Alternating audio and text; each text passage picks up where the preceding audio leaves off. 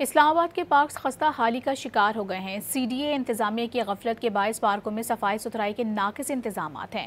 شہریوں نے انتظامیہ سے پارکس کی حالت زار بہتر بنانے کا مطالبہ کیا ہے۔ رخسانہ خان کی رپورٹ دیکھیے۔ وفاقی دارالحکومت کی خوبصورتی سی ڈی اے انتظامیہ کی غفلت اور لاپرواہی کے باعث ماند پڑنے لگی۔ اسلام آباد کے sector I-8، G7، G8، G9، G10 سمیت دیگر سیکٹرز کے پارکس میں کوڑا کرکٹ اور کچرے کے انبار لگ گئے۔ بچوں کے لیے لگائے گئے جھولے بھی ٹوٹ پھوٹ کا شکار ہیں۔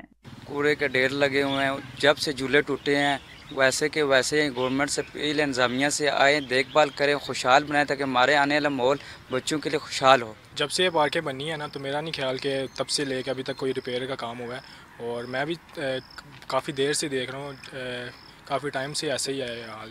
شہریوں کا کہنا ہے پارکوں کی اب تک صورتحال قابل افسوس ہے۔ بچوں کو تفریح کی سہولیات بھی نہ ہونے کے برابر ہیں۔ حکومت کو چاہیے کہ تھوڑے اقدامات لیں، یہ پارکس وغیرہ صاف کروائیں کہ جو لوگ تھوڑا فریش ایئر لینے کے لیے، فریش مائنڈ ہونے کے لیے باہر آتے ہیں، تاکہ وہ یہاں پر آ کے وہ چیز تو وہ کر سکیں۔ جب سے میں یہاں رہ رہا ہوں نا، جو میں نے گورنمنٹ والے پارک دیکھے ہیں نا سارے، ان میں اکثر ایسا ہوتا ہے کہ جن لوگوں کو امپلائی کیا گیا ہے وہاں صفائی کرنے کے لیے، وہ وہاں ٹائملی آتے نہیں ہیں۔